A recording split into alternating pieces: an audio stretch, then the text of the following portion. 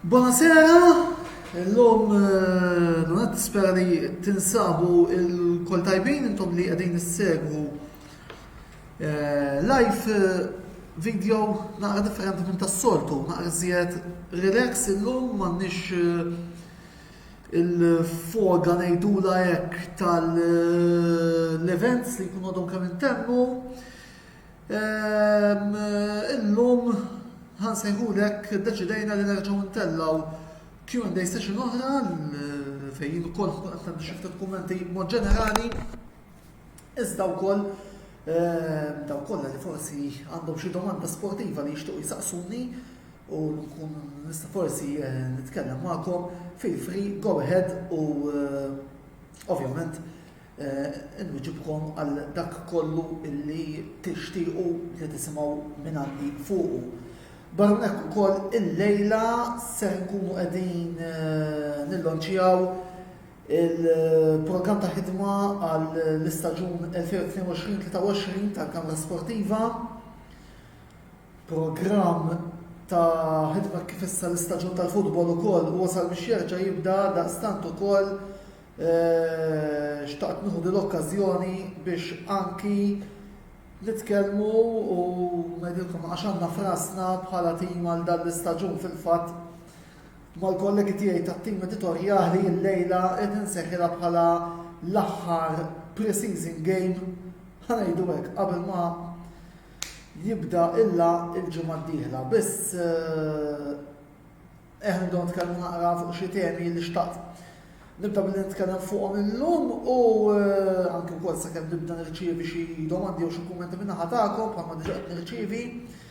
Glenn Bilokka, proset tal-ħidma, grazzi lilek li segwi, ovvjament il-messaġġ ma rridx imur lejja biss, imma jrid imur ukoll Glenn lejn il-kumplament tat-tim, Marek Kembri, Daisy Tabone, Wayne McCallef, James Side li huma il-kollaboraturi u l-korrespondenti l-oħra ta' din il-paġna illi fil-ftit tagħna qegħdin nippruvaw ukoll ntellaw aħbarijiet u kontenut li lilkom il-pubbliku sportiv Malti li jogħġobkom issegwu din il-paġna wkoll tkunu tistgħu issegwu u permettu wkoll nieħu l-okkażjoni biex nirringrazzjahom ta' l-għajnuna li qegħdin ituni għaliex ħafna xogħol nista' nassigurakom jiena illi mhux ċajta speċjalment il-programmi li konna intellaw u għadna qed intellaw u ħanbqu ntellaw matul l-istaġun li ġej.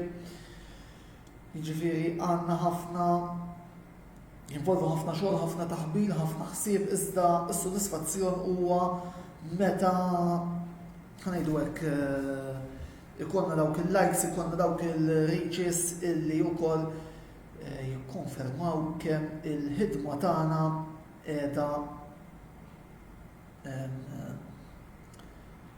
qiegħda turi wkoll illi il-ħidma tagħna qiegħda tagħti l-frott billi intom issegwu anke wkoll għaliex irridu ngħidu din ukoll meta niġa ngħidha biftaħir ta' voldir imma anke l-fatt li matul l-istaġun li għadda ukoll jien kont mistieden għal diversi programmi televiżivi u wkoll is-sinjal illi il-Kamra Sportiva qiegħda tikber. U wkoll ovvjament din hija xi ħaġa li hija apprezzata sa frattant ukoll qed nara diġà l-ewwel domandi qed nara lil Mark illi diġà qed isaqsi l-ewwel domanda, forsi anke bħala icebreaker lilkom ukoll li qegħdin issegwuna, ma taħsibx illi s'issa suq ta' trasferimenti tal-Milan u f'irwisq fid-dawl li daħlu investituri ġodda ifhimni bħala Champions wieħed stenna xi ħaġa iżjed mill-Milan biss ġabu lil Origi b'xejn illi huwa akwist li jista' jaqdihom. Tilfu żewġ plejers bħal wieħed minnhom tilfu Botman illi għamlu ftit żmien jiġru warajh ukoll iżda għażel il-flus tax-xejk jara b'ta' Newcastle milli li forsi għatta sena jilab ma' Ibrahimovic, Giroud, etc. Renato Sanchez on the way li jintilef ukoll, issa jidher li għal dan il-Belġjan Declan xi ħaġa ġismu kollox qed tiġini frasi iż-żagħżugħ tal-Bruġ, biss kien imsemmu wkoll Ziyech ta' Chelsea, biss ifhimni sissa għax ovvjament sissa rridu nitkellmu is-suq trasferiment qed fadallu xahar. Naħseb illi wieħed ovvjament qed nitkellem fil-lenti neutrali. Stenna forsi naqra iżjed minn tim illi suppost għandu dak l-skudetto fuq il-flok li tant ftaħar bih Giroud fi friendly minnhom u ovvjament bistek ngħidu kolli forsi parti mis-sigri tal-fejn Milan rebħu l-lig is-sena l-oħra kienet laqda li kien hemm fl-iskwadra. U għal-kemm nemmen forsi fuq quddiem iridu iġibu dak plejer ieħor anke fatt li let's face it, Ibrahimovic 41 iktar imweġġa milli le, jiena li huwa spoliatorju. Giroud illum għandu 36 anzi, li alright kapaċi jkun ilhom deċiżiv imma qed jikber ukoll. Issa ġabu l-Origi għandhom il-Leaw ukoll illi ma rridux ninsew jiġifieri ngħidu hekk. Il-Milan forsi mhux ħanpoġġihom favoriti imma s-suq qatt fadallu boddiri. Nistgħu wkoll ngħidu illi s-suq qatt fadallu ħafna. Kert Vassallo, is-sera tat-tajba sieħdu proset, grazzi lek li segwi. U għamnek ġeja domanda minn dawk kont qed nistenna li se jkollu muġa bil-lejla. Minant Glenn Bilocca x'taħseb il-Marotta din is-sena fl-aspett illi tista' tgħid 24 siegħa tilef il-Bremer u lil Dybala. Mela ħanibdew minn hawnhekk. Dybala tilfu anki għax ħanuża l-kelma li maħlisniex minn Alexis Sanchez, u għek se nitkellem bħala supporter tal-Inter. Id-domanda illi għandi hija però illi anki jiena mill ħafna ħin naħseb fuqha. Kellna bżonnu lil Dybala fit-tim għaliex jiena ħa nitkellem għat supporter tal-Inter hawnhekk. Lukaku li fuq qed nitkellem naqra riżentat ukoll. U għandek il-Lautaro, mela daw it-tnejn ma tista' bil-forsu ma se jibdew. In-nisa taqla minnhom. L-ewwel nett. It-tieni. Għalkemm ħafna supporters tal-Inter ma jaqblux miegħi, Dzeko nemmen li jista' jkun plejer fundamentali għal dawk il-lobijiet li jista' jserraħ il-Lukaku. Korea sakemm ma jweġġax jista' jaqdina u jekk hemm il-darba Alexis Sanchez qed jaħseb illi hu kapaċi jagħtina sena oħra għalfejn għalfejn ma nteħx iċ-ċans.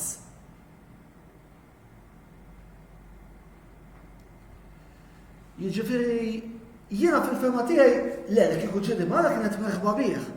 Imma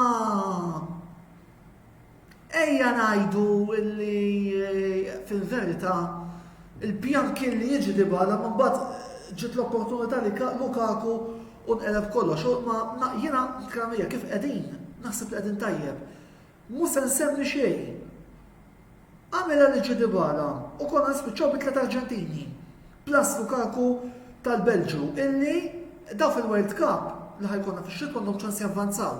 U mbagħad f'jannar se jiġri konna ħanibqgħu b'Sanchez biss. Volderi ngħid del konti Dybala nemmen illi ħanajdu stajna naddu minnajru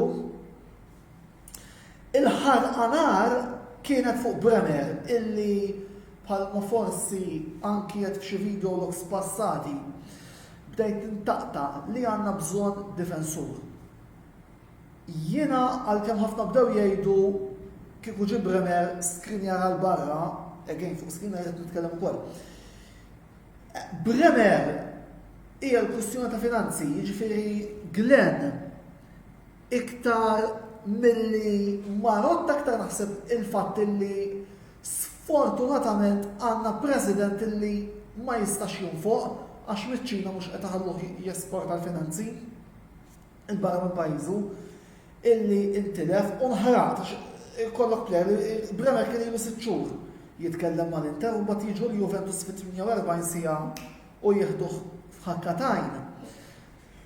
Telfa li taħarqek. Biss, jekk eventwalment, u kif qalu ċertu ġurnalisti bħal Marco Barzaghi, per eżempju, jekk hemm il-darba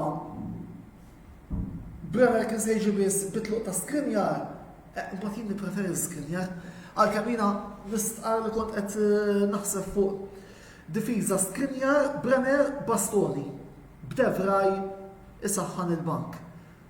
Issa li hemm Bremer ma' Juventus,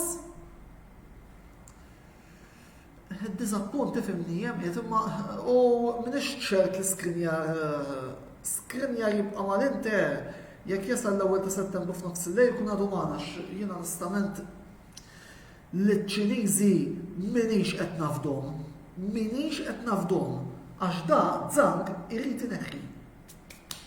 Issa vera li dal-passiv ta' 60 miljun nistgħu nirrimandaw ħas-sena d-dieħla, imma minix qed nafda.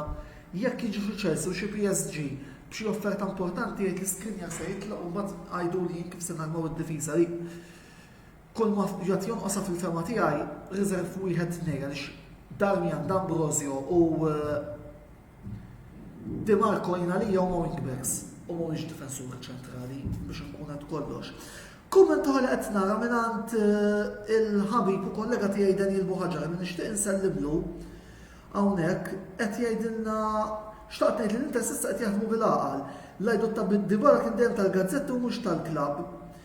Plejer li kien fuq fir-release u ma nxtarax daqshekk malajr xi ħaġa ħażina kien hemm, però dan kif qed kemm spjegajt jista' jkun li għax Sanchez baqa' jżomm rasu. Dwar Bremer veru li plejer tajjeb iżda fis-serja bis-Rajnier, ippreferejt li jibqa' Skriniar u sawnek naqblu. Naħseb kieku Bremer daqshekk tajjeb żgur kienu jinteressaw tim fih, timijiet oħra fih bħal Real Madrid, Manchester United u Chelsea. Xorta Inter għadhom b'saħħithom. Forza Inter. Forza Inter dejjem Daniel u wkoll qed nieħu pjaċir li ħanejdu hekk. Mhux forsi daqat ma jetta ma bniedem illi apparti lil Daniel Buħaġarina nafu għax kien jallimni Della Sal. Jekk forsi llum jinqbad it-triq tal-ġurnaliżmu dejjem ħares lejn Daniel Buħaġar bħala il-role model tiegħi, volli jekk forsi llum qiegħed hawn it-tort xi ftit ta' Daniel ukoll Daniel nsellimlek. Sa dan it-tant. Qed nara iżjed kummenti. Anthony Abela din is-sena nixtieq tistiden supporters ta' clubs bħal Forest Leeds u Villa fuq dik se nitkellmu fit-tieni parti tal-programm però.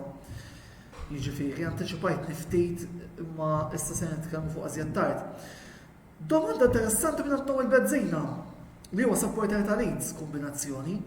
Taħseb li klabb fallut bħal Barcellona huwa fair li jitħalla jkompli jixtri l-plejers u jinfaqa bid-dejn biex imbagħad ifarku l-futbol jinsistu fuq is-Super League ħalli jġibu forsi nefqu. Issa jiena mill-ismajt il-Barcellona bijaw xi rights fil-fatt il-ground Noel. Din is-sena msibqa' msemmi bħala Camp Nou imma Spotify Camp Nou, jekk hawn xi supporter tal-Barcellona jrid jirribatti go ahead.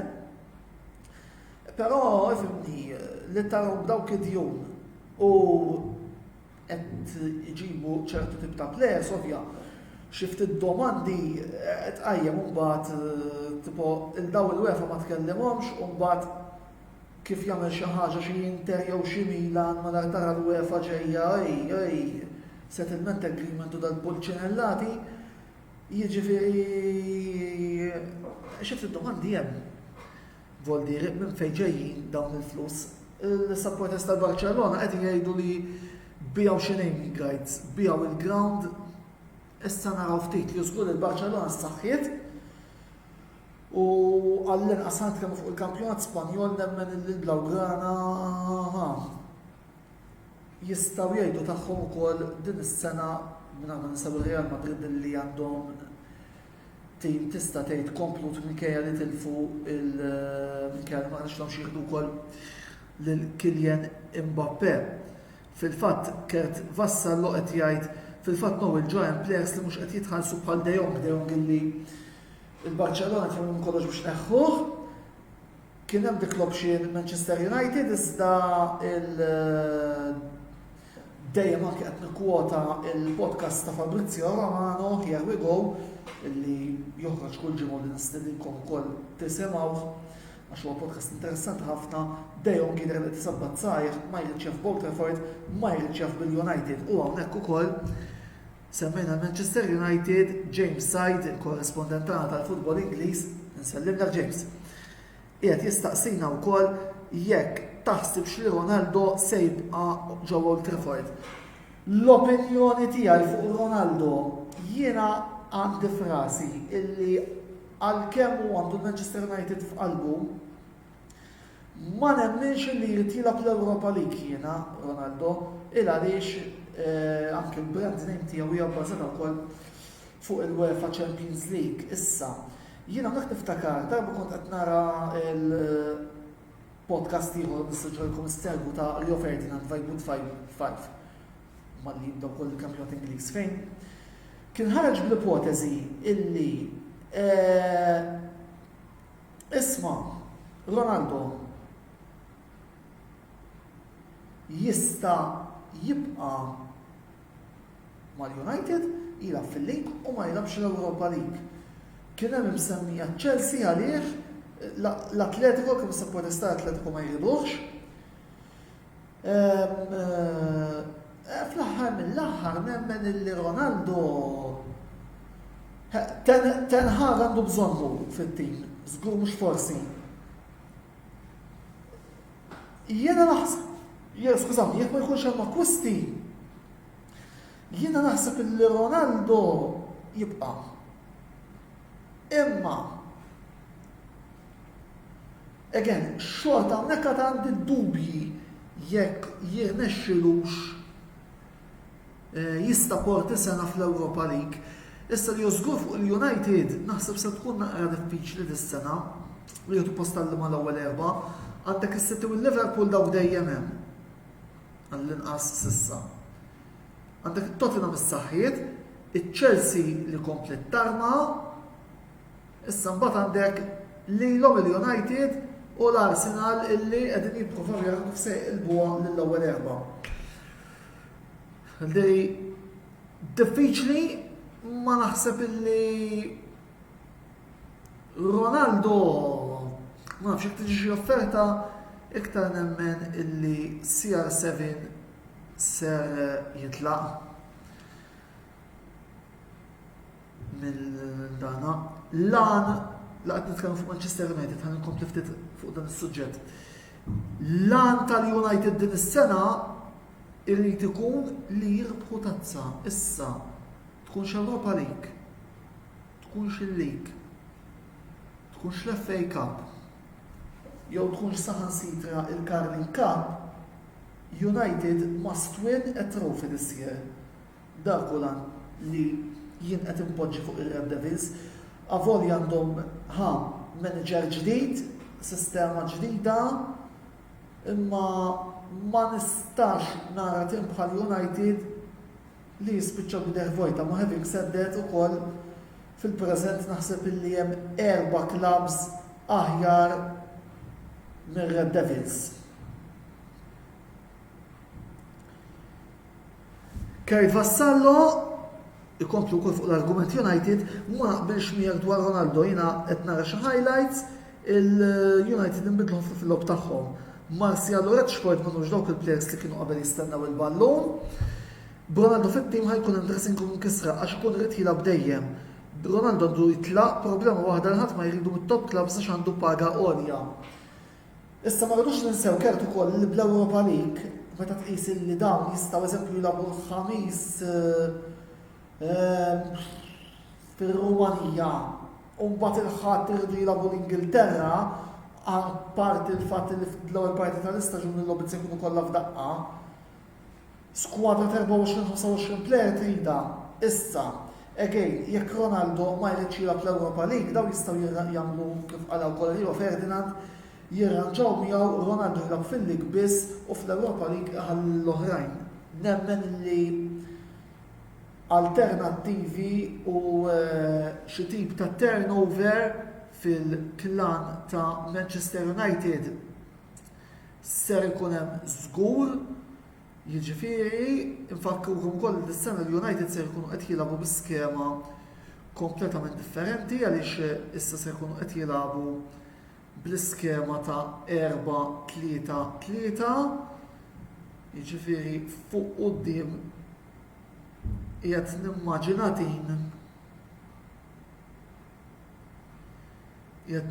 tim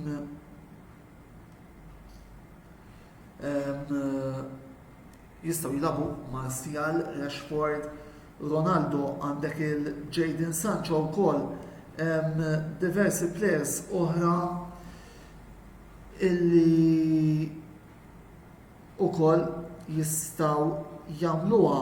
Hawnhekk ukoll qed nara Melanga, player ieħor li s-sena l-oħra kien tajjeb ovvjament is-sena qed jippretendi naqra spazju, qed nara wkoll Daisy Tabone u jekk jaslu final United.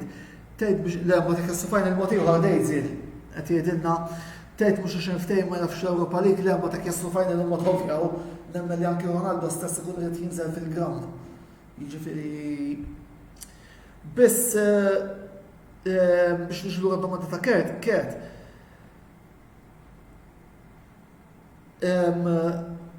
Spazju għal kulħadd nemmen li se jkun hemm u Ronaldo żgur mhux se jkollu dik il-garanzija li ħajlablek 60-70 logħba għandek biss il-logħba tal-Carling Cup.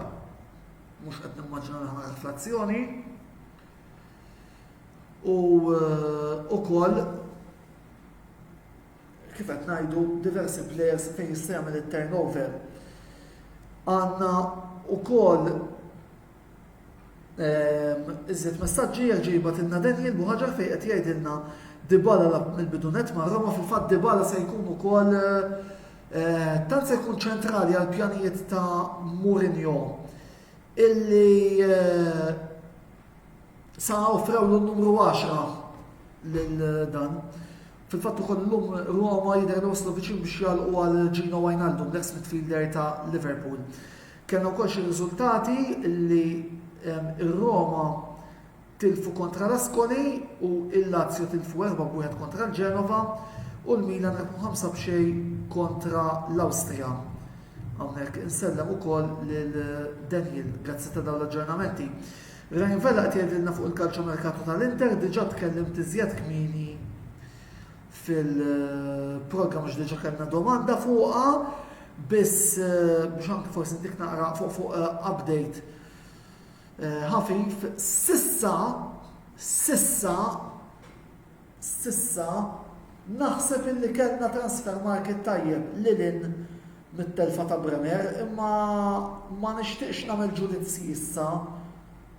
Nixtieq nistenna l-ewwel ta' Settembru jara transfer market u nitkellem minn hemm. Però sissa jekk kien hemm bżonn Vice Brozovic ġi Lukaku, jekk hemm bżonn player ieħor mal-linja ġew ukoll il-Viċi Ċalanoglu, Mkhitaryan li nemmen li se jkun qed jaqdina, jiġifieri fuq Dybala u Bremer diġà tkellim diġà kif naħsibha. Wieħed nemmen li ma kellix bżonnu u ieħor intilef għax is-Sur Zang ma ġbux jiftaħ il-kartiera, jiġifieri sissa sodisfaċenti issa. Minn hawn il-qudiem irridu naraw se jiġri għax jiena nemmen li qed fadal ħafna xi jitqal fuq is-suq ta' trasferimenti.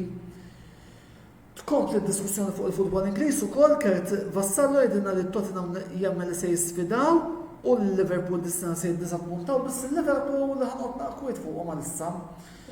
Il għaliex vera li ma xtrawx imma Il-Liverpool Kert ma rridux ninsew li għandhom arma, għandhom ħafna stilel huma vera li tilfu l-Mane pereżempju, ma jiena nemmen l-akbar stilla tal-Liverpool qiegħda fuq il-bank.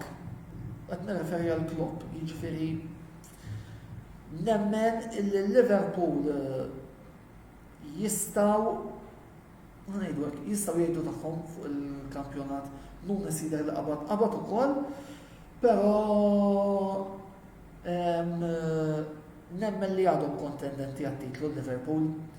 Xorta naqbel mal-previżjoni tiegħek il-City ħajibdew il-pole position issa ġabu striker bħal Haaland illi żgur se jagħmel id-differenza fit-tim ta' Guardiola.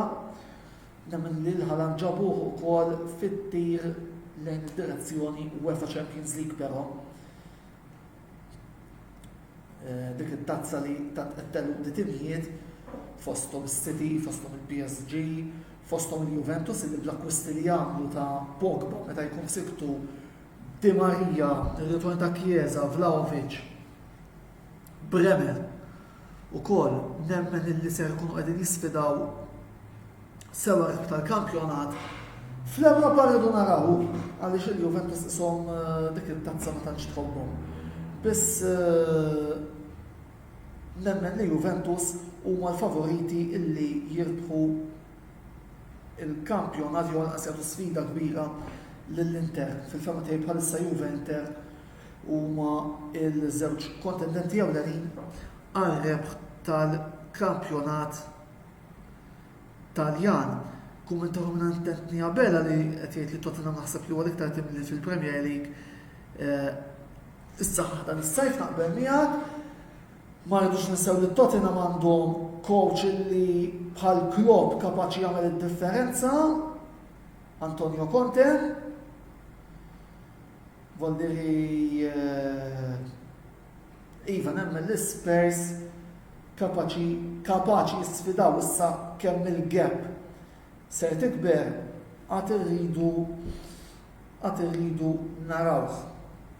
Naħseb li għalissa id-domandi u ġibtom. Ser nifqu għal-break qasir ta' 2 minuti, kif nidħlu lura jekk hawn xi domandi se nkomplu wiġbuhom, imma ukoll ħan introduċi ftit il-pjan ta' ħidma kif għedtilkom li l-Kamra Sportiva ser kollha għall-istaġun li ġejja. Dastant ibqgħu magħna break qasir u mbagħad anke biex xejn bil-naqra gżmejja wkoll naqra imma. U nerġgħu nibdew għat-tieni parti ta' din il-Q&A session. Jekk għandkom iżjed domandi komplu itfgħu ħalli nkomplu d-diskursata tagħna minn hemmhekk. Dal-waqt magħkom ħbieb.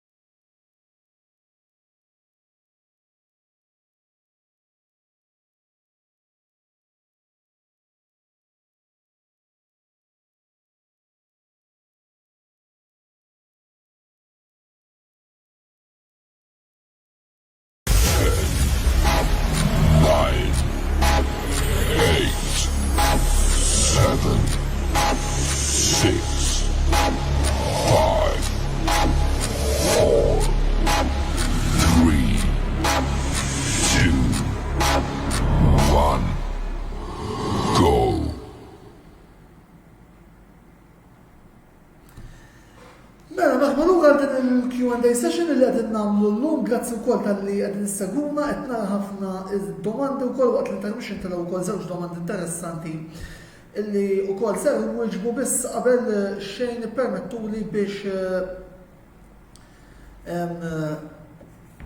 ngħid ukoll kemmtej issa 5 minuti nuża wkoll is-session tal-lum biex nintroduċi il-pjan ta' ħidma illi il-Kamra Sportiva ser ikollha għal l-istaġun li ġej, staġun li issa wasal biex jibda, nhar is-sibt għandna l-logħba ta' Charity Shield bejn City u Liverpool, mbagħad jibda l-Premier League Ingliż, Premier League Taljan jibda l-ġimgħa ta' wara u l-BO fil-Premier jibda appuntu wara il-15 ta' Awwissu.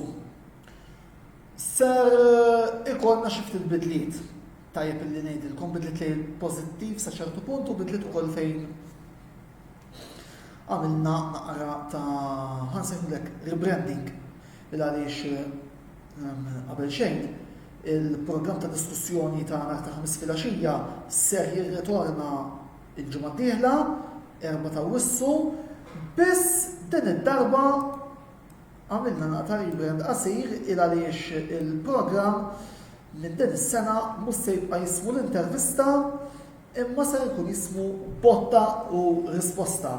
Il-programm ta' diskussjoni ta' kull ta' ħamis filgħaxija fejn matulu se inkomplu niddiskutu t-temi ta' futbol Taljan, futbol Ingliż, Formula 1, futbol lokali. Ek ikollna ukoll ċans ser nippruvaw ukoll nagħmlu xi żewġ intervisti one-to-ones ma' personalitajiet sportivi. Is-sena l-oħra wkoll kellna l-opportunità anki grazzi għal Napoli Club Malta li nintervistaw lil Alessandro Caranante, anzi Alessandro Renica u Antonio Caranante, żewġ difensuri tan-Napoli ta' żmien Maradona illi wkoll kien ta' pjaċir kbir għalina li nintervistaw daw iż-żewġ personalitajiet jiena u Mark. Intervistajna wkoll żewġ leġendi tal-futbol lokali bħal Raymond Vella l-Mundu u Gilberta Ġus. Hopefully fl-istaġun li ġej ikollna iżjed opportunitajiet illi nagħmlu dawn il-one-to-ones imma l-essenza tal-programm se tibqa' dik ta' nhar ta' 5 filgħaxija fid-9 fejn ser ikollna mistednin minn diversi supporter clubs lokali. Fil-fatt il-ġimgħa d-dieħla wkoll ser nkunu qed nitkellmu fuq il-futbol Ingliż, dawn nipprevedu l-Premier League. Għandna diġà konfermati il-Manchester United Supporters Club. Għall-ewwel darba ser ikollna wkoll rappreżentanti mill-klabb lokali tal-Everton illi ser ikunu qed jingħaqdu magħna. Ovvjament qed nistennew risposta minn il-Manchester City Supporters Club Malta biex bħala champions kurrenti ukoll jiġu isemmu leħenhom f'dan il-klabb. Fuq nota personali nixtieq ngħid illi qed nieħu pjaċir illi meta jkollna dawn l-istediniet is-supporter clubs lokali qegħdin jikkonkorru sew fejn jidħol futbol u kif ukoll fejn jidħol Formula 1 qed nirreferi sew għal Ferrari Club lokali kif ukoll għal Velocity Sports Racing illi anki matul tal-istaġun nagħmlu programmi apposta għal kampjonati tagħhom il-Von Malta Series illi wkoll ser jirritorna minn Settembru bħalissa wkoll għaddejn trials biss ukoll ikollna kif ngħidu programmi apposta lihom. Nistiednu l dawn il-clubs biex jibqgħu jikkonkorru għaliex anke wkoll qed intuhom platform biex isemmaw leħinhom. Ovvjament ukoll ikollna dawk il-programmi fuq futbol lokali fejn biex inkun onest mhux dejjem ikollna l-konkurrenza li nixtiequ, speċjalment fejn jidħlu it-timijiet tal-Premier illi sa ċertu punt hija ħasra vera li aħna ħdejn il-television media houses aħna stazzjon żgħir imma efimni. Nieħdu b'koll pjaċir illi meta jkollna stedina il-clubs lokali jaċċettaw ukoll fil-fatt isu il-problema naraħħa sfortunatament qed ukoll nirrimarka li fejn jidħlu ċertu timijiet tal-Premier għaliex meta niġu għaċ-Challenge League u għall-Amateur League l-inviti jintlaqgħu mill-ewwel anki fid-dawl tal-fatt li forsi il-medja lokali ma tagħtix daqshekk spazju lil dawn id-diviżjonijiet. Biss ovvjament overall ma nistgħux ingerru x-konkurrenza qed ikollna. Ovvjament ukoll okkażjonalment ukoll nistiednu ġurnalisti wkoll kollegi biex jgħidu tagħhom ukoll f'dan il-programm bħalma ġieli kellna Formula 1, Pier Vella, il-ġurnalist akkreditat mal-FIA, ġieli kellna wkoll ġurnalisti mix-xena tal-futbol ukoll li attendew Valderi huwa sinjal li fil-ftit tagħna il-programm ta' diskussjoni li qed intellaw ukoll qiegħed bil-mod jintlaqa u issa qed isir ħanejdu pjanta stabbli għal dana fil-palinsest tal-ġimgħa ħanejdu il-ħames filgħaxija dik l-slot bħalma ġieli ngħid fl-antik dik l-slot kienet tal-preżentatur famuż tal-quizzes Taljani Mike Bongiorno u issa naqra tal-Kamra Sportiva li nieħdu ilu permezz ta' dana il-programm li nerġgħu ngħidilkom minn din is-sena ser ikun qed jinstema' botta u risposta fil-fatt qed nara l-kumment ta' Kert Vassallo li t-titlu huwa perfett. Jalla wkoll ikollna lista xorti din is-sena ma jinqala xejn bejn l-intervista u botta risposta għandna mmissu il-mid programm. Il-programm isejbu sejrin sa' Diċembru. Ovvjament meta jkun hemm it-Tazza tad-Dinja ħajkollna programmi speċjali rigwardaw it-Tazza tad-Dinja. Biss ukoll ovvjament nibqgħu għaddejjin bil-programmazzjoni normali tal-ħamis fejn ukoll ikollna diversi programmi ovvjament rajna ukoll illi ma jkunx hemm xi logħbiet importanti fil-ħin tal-programm biex ukoll ma telfux daqshekk minn dak li jkun irid igawdi wkoll it-Tazza tad-Dinja illi din is-sena sejra ssir ġewwa il-Qatar.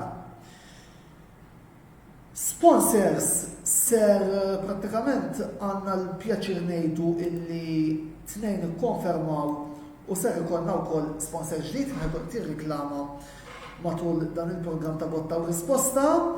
Fil-fatt Beauty Wisdom u Game Breaker konferma għal sena oħra, nirringrazzjahom tal-appoġġ kontinwu li qed juru lill-paġna tagħna kif ukoll dis-sena nilqgħu lill-Barber Room ta' Raħal ġdid il-ħanut fejn hemmhekk bis-servizz professjonali li għandhom ukoll għall-servizzi ta' toħ tax-xahar, leħja huwa wkoll ħanut li nirrikmandalkom biex tużaw is-servizzi tiegħu il għaliex anki għandhom effiċjenza u professjonalità f'dak li jidħol xogħolhom. Merħba mod uffiċjali wkoll il-Barber Room fil-familja tal-Kamra Sportiva. Ovvjament għadna nistennew xi ftit risposti wkoll għal iżjed kumpaniji li avviċinajna biex jirriklamaw, nisperaw illi wkoll ma dawn inżidu għaliex anki indirettament itaffu mill-diversi spejjeż li l-Kamra Sportiva jkollha matul is-sena biex tkun tista' wkoll tkompli żżomm il-livell għoli ta' kontenut illi qegħdin noħorġu matul is-sena u dik hija fejn tidħol il-parentesi tal-programm tal-ħames filgħaxija.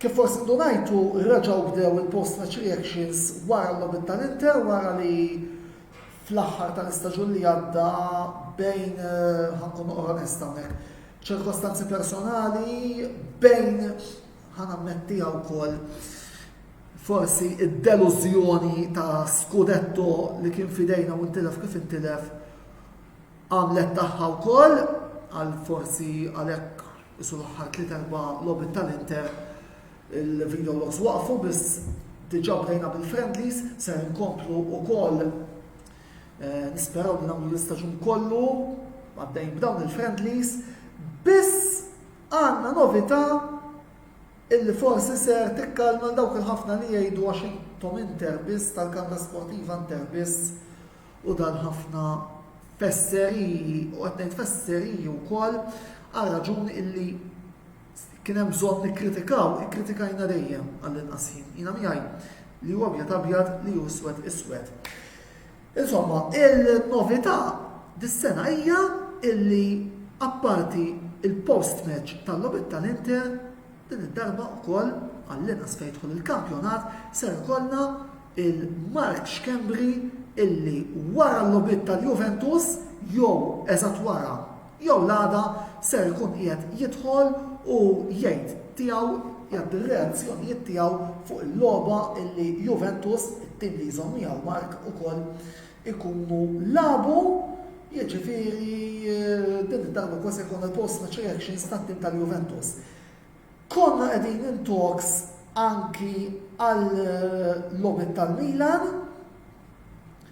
biss għadna qegħdin nitkellmu jekk jirnexxielna wkoll inġibu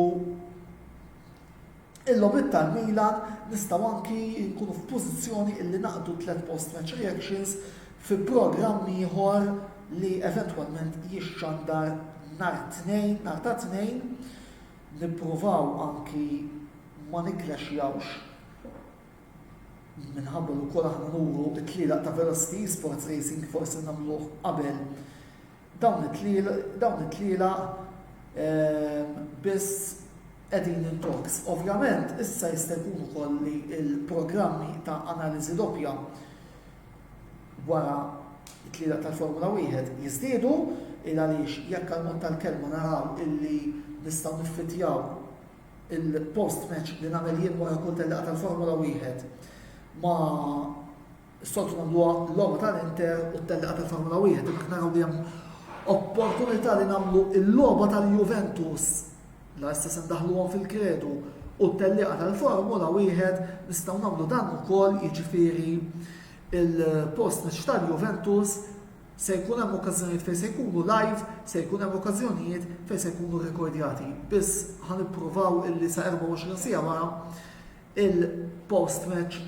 joħroġ u hekk ukoll forsi nilqgħu iżjed supporters Juventini f'din il-paġna u anke nikkalmaw ċertu kritika li fil-fema tiegħi hija inġusta ħafna fuq kif qed noperaw l-istazzjon anki fejn tidħol ukoll Formula 1 ġieli nara ċertu kummenti għax inti McLaren biss u kien hemm anki supporters tal-Ferrari illi bir-rispett kollu lehom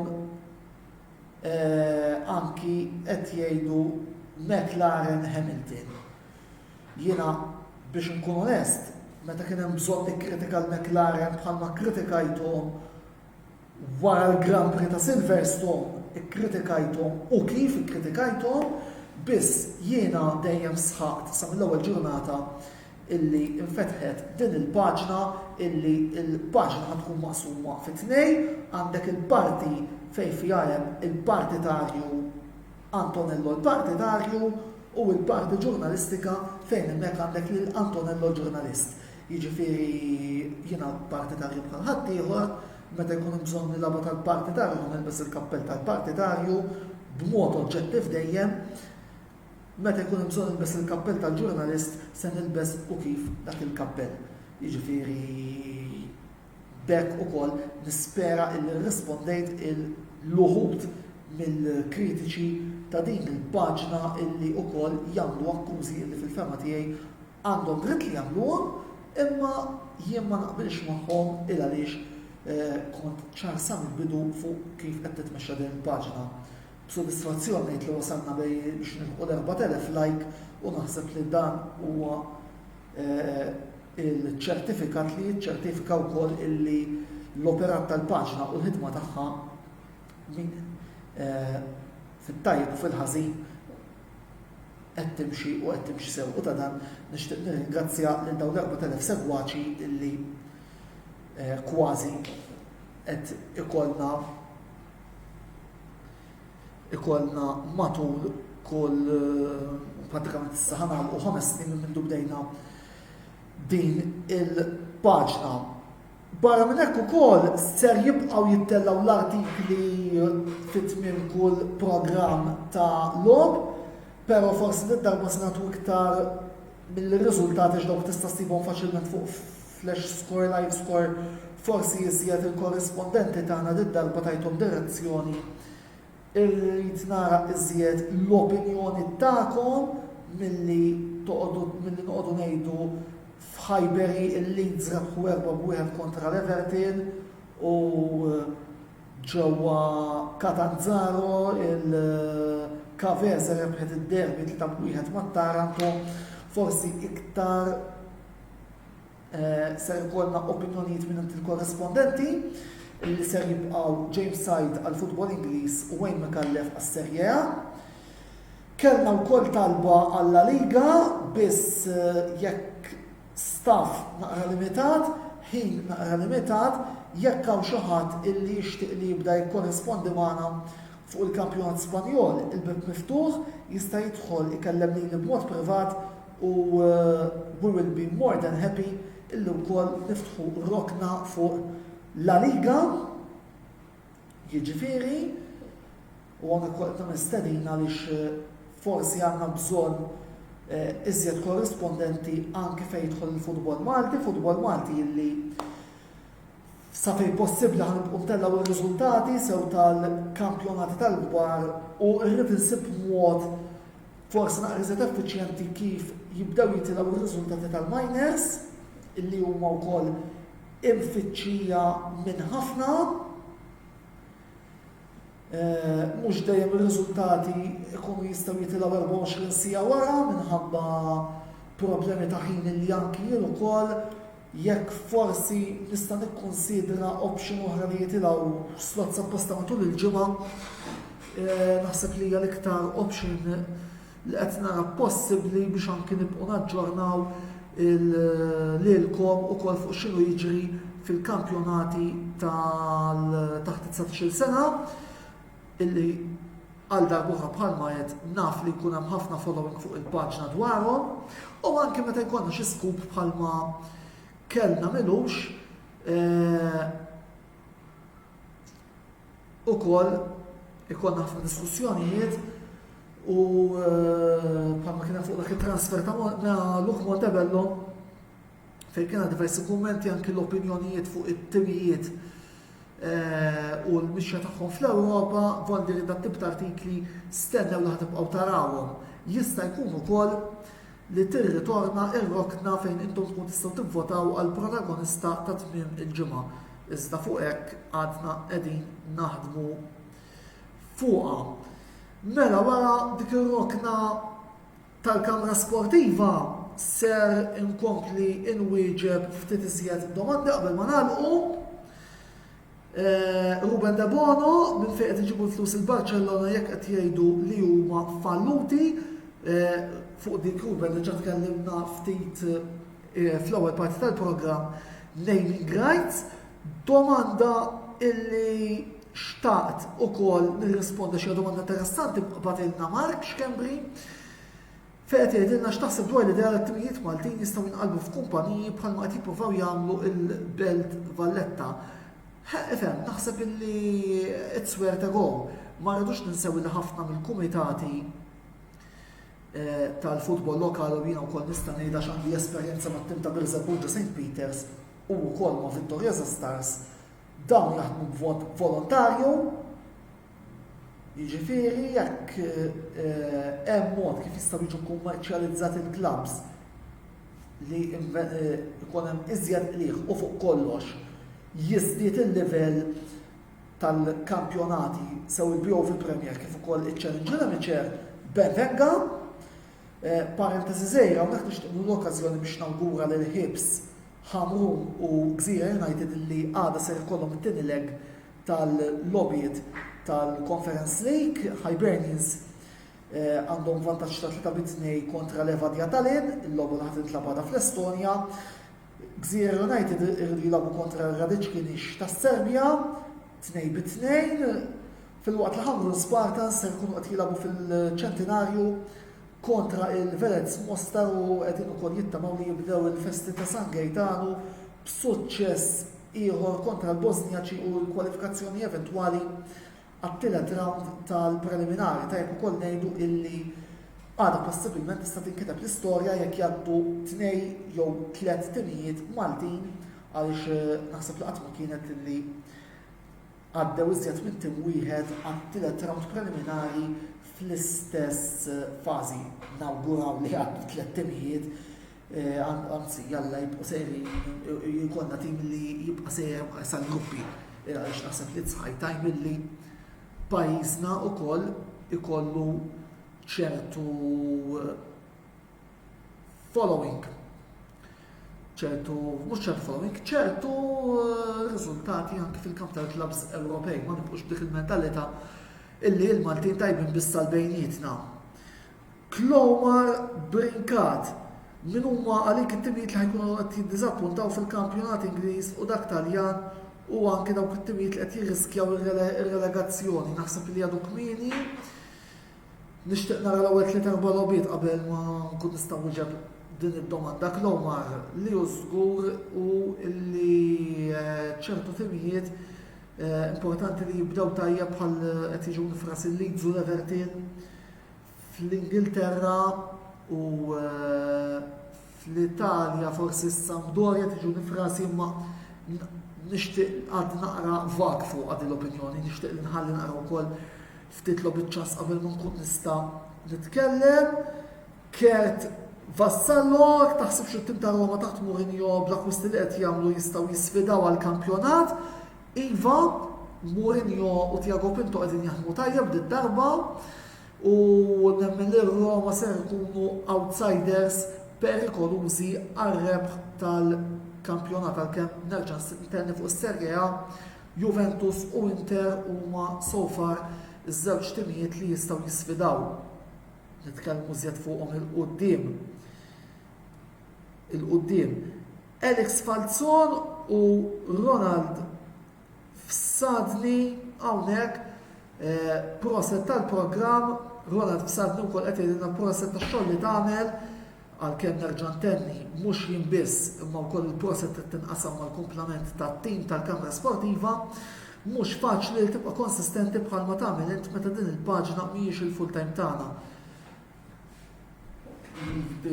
Napprezza wkoll Ronaldo waħed minn dawk li beda kien isegwu dan il-paġna mill-bidu. Grazzi wkoll lilek u dawk il-ħafna li ilhom isegwuna prattikament mill-10 ta' Diċembru tal-2017.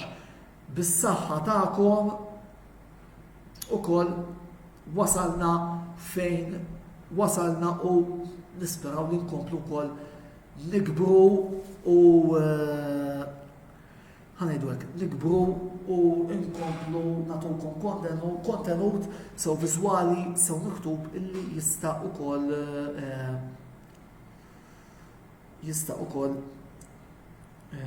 ikun ta' gost għalikom il-partitari sportivi Maltin. Ovvjament il-vantaġġ ta' din il-paġna huwa li kif qedna diġà għandha żewġ elementi, għandha l-element tas-supporter illi jien dejjem emment li għandha tibqa' u l-element ġurnalistiku wkoll.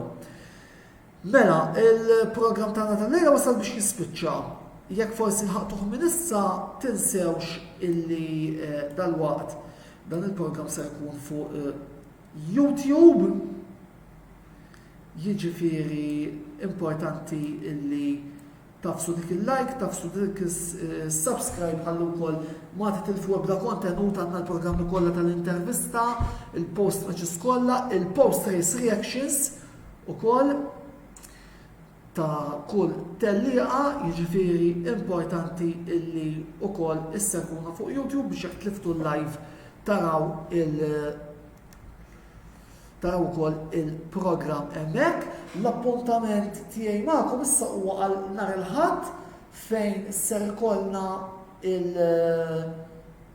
jista' jkun nagħmel il-live ta' Lyon Interna is-Sibt, imma jista' jkun ukoll illi jekk ma tisimgħux bija s-sibt bil-lejl il-Inter Lyon nagħmluha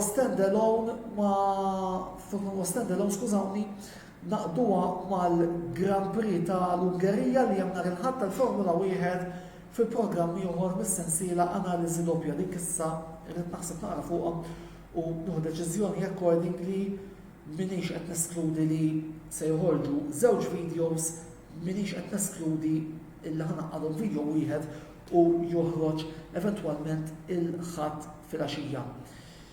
Mela, jiena naħseb li għalissa nista' naqaf hawnhekk, grazzi lilkom illi segwejtuna, sakemm nerġgħu niltaqgħu fit-tmiem il-ġimgħa li ġej, Antonello Bela qed il-kumplament tal-lejl it-tajjeb, ħodu ħsieb u komplu servu il-Kamra Sportiva għal iżjed kontenut, iżjed aħbarijiet, iżjed opinjonijiet u wkoll minn l-erba ta' wissu li ġej ir-ritorn tal-programm Botta u risposta tal-programm ta' diskussjoni rebranded isem ġdid imma il-kontenut u l-materjal nisperaw li nkunu aħjar milli konna is-sena li għaddiet anke f'livell ta' professjonalità. Il-lejli tajjeb u ħudu ħsieb.